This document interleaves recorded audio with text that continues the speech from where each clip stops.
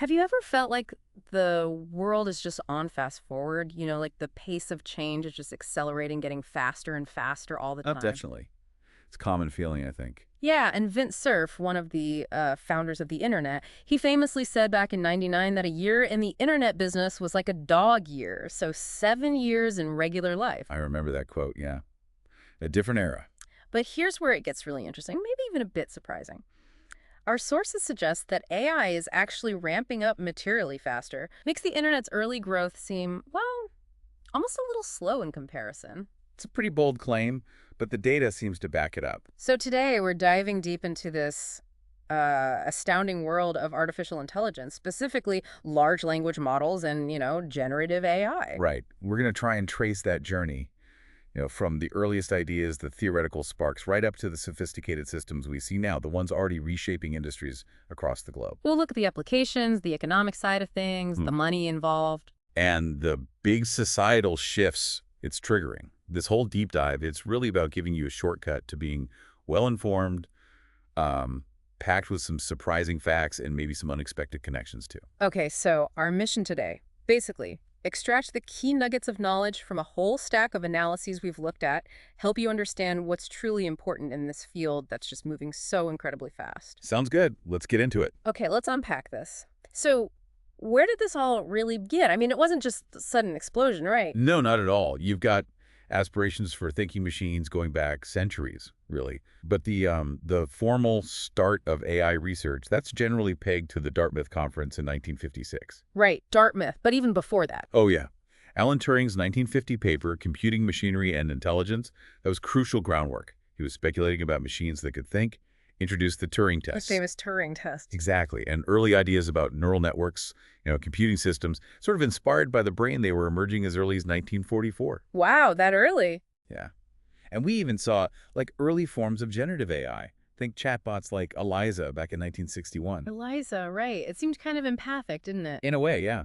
Responded to humans, marked those really early stages of natural language processing. But like we said, it wasn't a straight path upwards. There were those infamous AI winters. Precisely. Those times, like the mid-70s and then again in the 90s, funding dried up, interest waned. Mm. It really shows how progress stalled when the compute power and the data just weren't sufficient. Which raises the big question, right? What actually changed? What brought us out of those winters into, well, today's AI summer? That's the key turning point. And this is where it gets really interesting. The early 2000s, you see this resurgence. It's fueled by much more powerful hardware, huge data sets becoming available, and better mathematical methods. Right. The foundations were getting stronger. Then comes 2017, a really pivotal breakthrough with the self-attention mechanism and the transformer architecture. The transformer, yeah.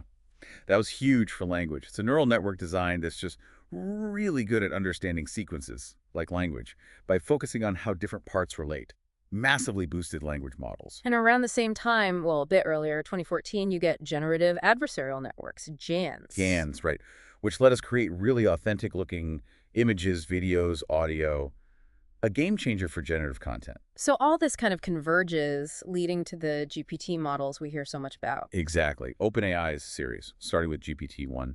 Mm. What was it, 117 million parameters? Yeah, something like that. And parameters are like the model's adjustable knobs, right? More knobs, more complexity it can learn. Pretty much. And it's scaled incredibly fast. Mm-hmm. GPT-3 hit 175 billion parameters. But the real landmark moment for public awareness. Has to be ChatGPT. Late 2022. Absolutely. It just showcased this remarkable ability to chat naturally with humans. Suddenly everyone was talking about it. So the big picture here, we've moved from systems like Eliza, where intelligence was explicitly programmed in rule by rule. Right, very deterministic. To this new era of implicitly learned, data-driven generative capabilities. This huge shift has massive implications, right, for development, for governance. Definitely. New challenges pop up. Like, Yeah. how do you explain why the AI made a certain decision? And what about bias it might learn from the data it's trained on? Big questions. Okay, so LLMs, large language models, it feels like they're just everywhere now. Yeah. What are they actually capable of today? Well, the progress in just scale and multimodality has been remarkable. Multimodality meaning they handle more than just text images, audio too. Like GPT-4? Exactly. GPT-4 is estimated at, what, maybe 1 trillion parameters? Oh. And it integrates computer vision. By 2024, you have the big players, OpenAI's GPT-4o, Yeah. Google's Gemini 2.0, Meta's Llama A 3.2, Anthropic's Claude 3.5 Sonnet. A crowded field. Yeah, and they can all understand and respond using text, images, audio, often in real time. Yeah. It really enhances how we interact with computers. But it's not just about making them bigger and bigger, is it? There's also this push for efficiency. Oh, absolutely. Right. That's crucial for getting AI adopted everywhere. You see models like TinyGPT or Mixtral 8x7b, they're designed to tackle the computational bottlenecks, the high energy use. Making them usable on phones, low-power devices. Exactly, or in places with spotty internet. It really shows LLMs shifting from just research tools to, everyday commercial products. And moving beyond text again, generative AI is doing some incredible things with visuals, with audio. Yeah, that convergence towards human-like perception and creation is really significant. Keyence started it back in 2014, but now you have models like Sora. Sora, yeah, generating pretty realistic videos. Remarkably realistic, yeah. Simulating object interactions videos several minutes long. What's fascinating is how this lets AI systems understand and interact with the world in a much richer, more sensory way. Huge impact on creative fields, scientific research. So let's ground this. How is this actually playing out in specific industries? Healthcare, for instance. Healthcare is being profoundly reshaped, Mm-hmm. and there's solid evidence for it. You had early systems like MYCIN helping diagnose bacterial infections. Way back. Yeah. But today, modern algorithms analyze medical images, patient data, detecting diseases earlier, often with higher precision. Sometimes spotting things, quote, subtle changes invisible to the human eye, like early signs of diabetic retinopathy. And the performance metrics, they're pretty striking, aren't they? They really are. Our sources mention things like 93% accuracy in detecting lung abnormalities from CT scans with AI help, versus maybe 65–70% for radiologists alone. Wow, that's a big jump. It is.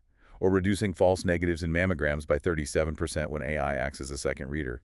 And beyond just diagnosis, AI can potentially shorten drug development and timelines by up to 4 years. 4 years. And cut R&D costs by maybe 50%, leading to like a 40% increase in finding viable drug candidates, the hit rate. So it's improving patient outcomes and making the whole process more efficient. Exactly. That dual impact is transforming the entire healthcare ecosystem. That's truly remarkable.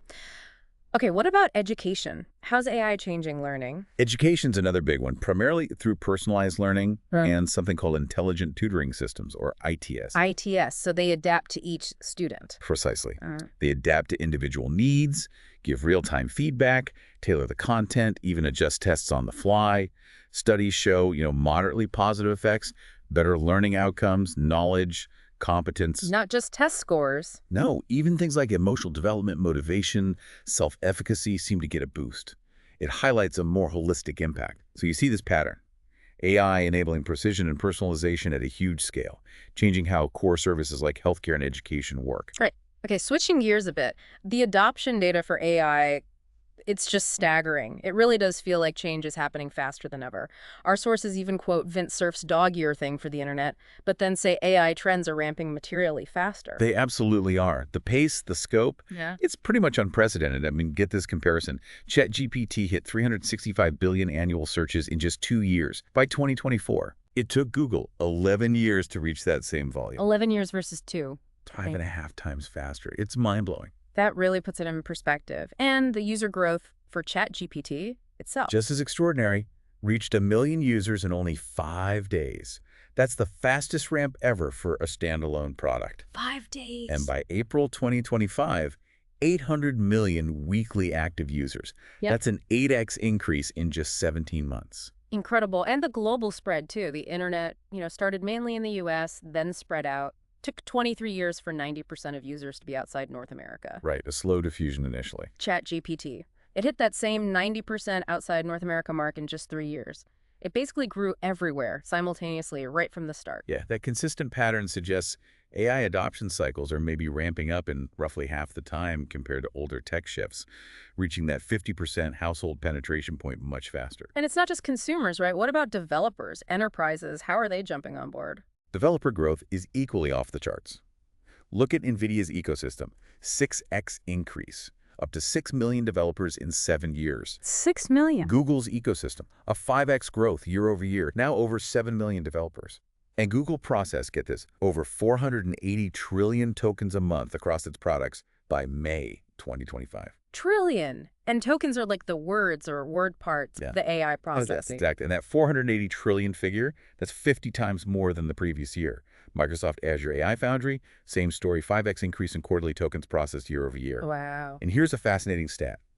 The number of AI developer projects on GitHub with over 500 stars increased by 175% in just 16 months. So the developer community is all in. And businesses, enterprises. It's clearly a top priority. Mentions of AI in corporate earnings calls have just surged. Large organizations are moving fast.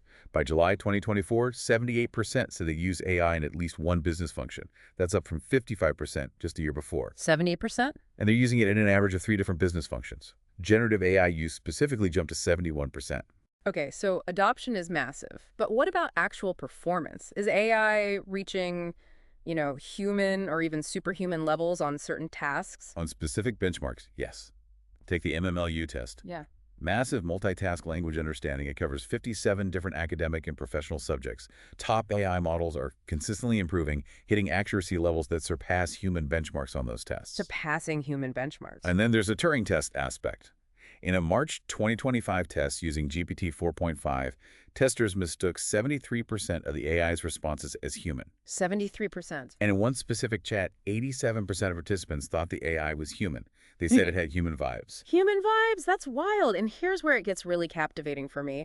The progress in realistic image and audio generation, too. Oh, absolutely. Hmm. Midjourney, the image generator. It's Yeah. evolved dramatically from version 1 to version 7. The images now are just stunningly realistic. They really are. And 11 Labs, the audio AI company, they reported their users generated the equivalent of 1,000 years of audio content in just 2 years. 1,000 years. Yeah. And Spotify is using AI to translate audiobooks into 29 languages.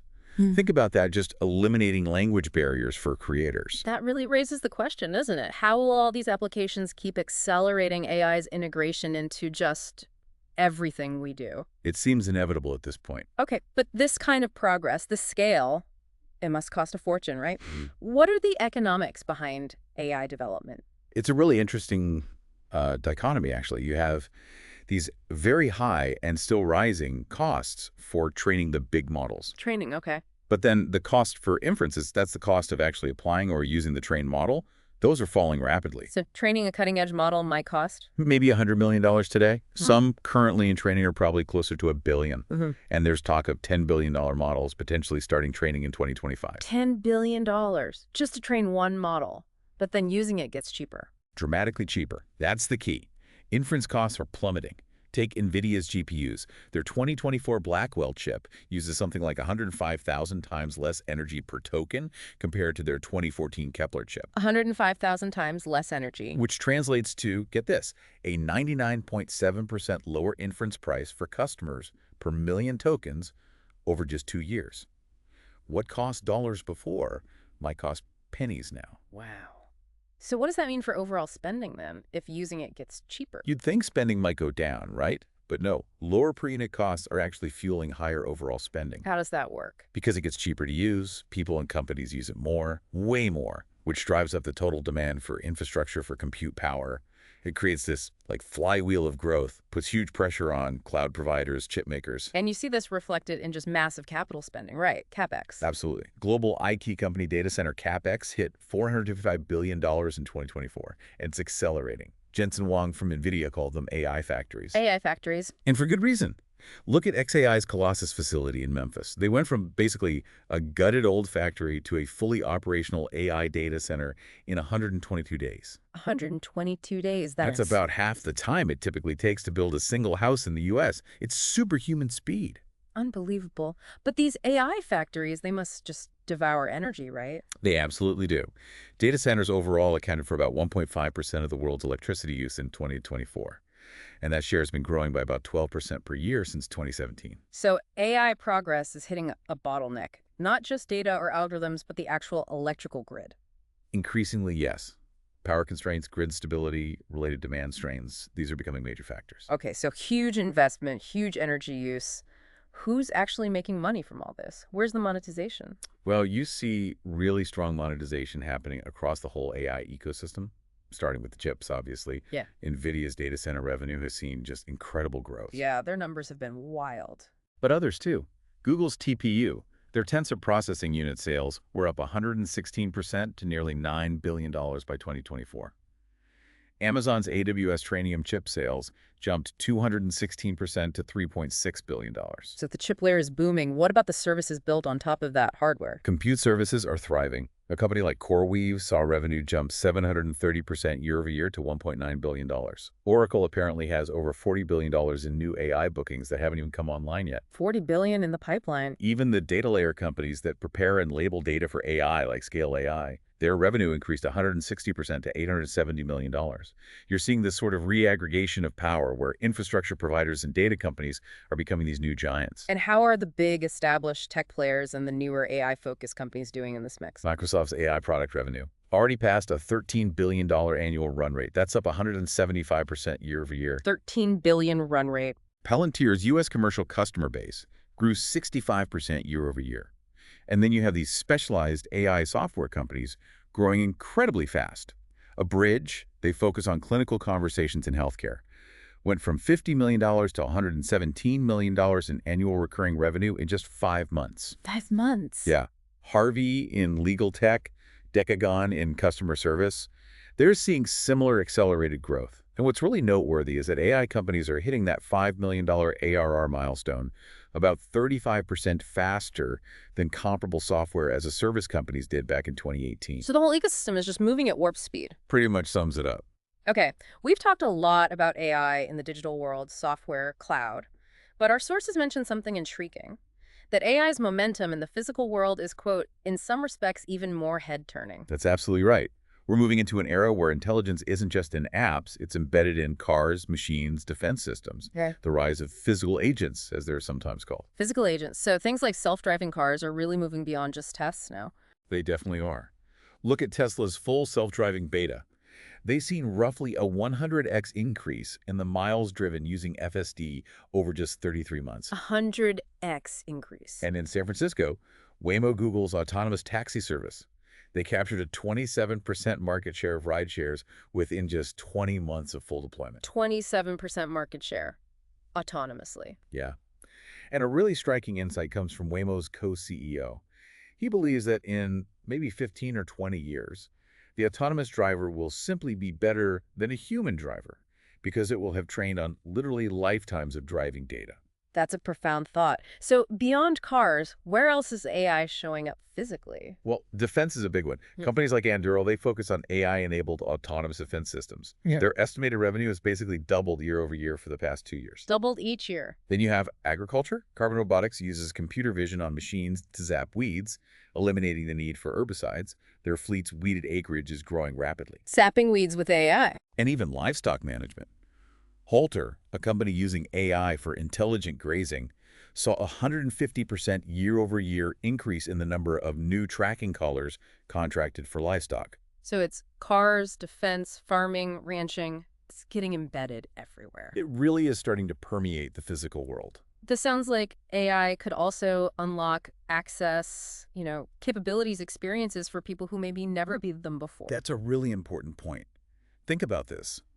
There are still 2.6 billion people. That's 32% of the world who aren't online yet. 2.6 billion. Our sources suggest that when these people do come online, probably in the coming years, Yeah. they likely won't start with web browsers and search bars like we did. So what will they start with? They'll probably start with AI, an AI agent. Yeah. And crucially, in their own native language. An agent-first internet experience? Skipping the apps and websites we know? Potentially, yes. Hmm. Imagine an agent managing all your different tech platforms from one interface, understanding your local language, your context, what you actually want to do. That could completely upend the existing tech hierarchies. And what's enabling this kind of access? A big part of it is the boom in satellite internet. Right, like Starlink. Exactly. Yeah. SpaceX Starlink, for example, grown to over 5 million subscribers by early 2025.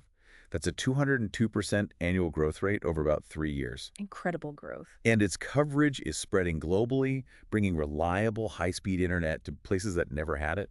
Remote rural areas, Yeah. schools in Chile, even container ships out at sea. It's truly starting to bridge that digital divide. So satellite internet connects them, and AI becomes their primary interface. Fascinating. Okay, but this massive transformation, digital and physical, it must have a huge impact on jobs, on the workforce. What does this mean for people's livelihoods? Yeah, that's the million-dollar question, isn't it? Jensen Huang from NVIDIA put it pretty bluntly. You're not going to lose your job to an AI, but you're going to lose your job to somebody who uses AI. So it's about adapting. Essentially, yes. Every job will likely be affected. Some will be lost. Sure, new ones will be created, but all jobs will probably be influenced by AI in some way. The crucial consideration then becomes, how quickly are organizations actually adapting to this? And how are companies responding? Are we seeing them really rewire themselves for this? We are starting to see it. Companies like Shopify, Duolingo, Mm-hmm. they're explicitly declaring themselves AI first. They're weaving AI into their core processes, content creation, customer service, everything. Duolingo, the language app. Yeah, they state that without AI, scaling their content to reach more learners would take decades. And look at job titles. Over the past 2 years, the number of new global job titles that specifically include AI terms has increased by 200%. 200% increase in new AI-related job titles. It shows the workforce is already starting to shift. Okay, with all this power, this rapid change, Yeah. what about the ethical side? Governance. There must be major concern. Absolutely. You're right. There are inherent trade-offs between pushing AI capabilities forward and ensuring it's deployed ethically and safely.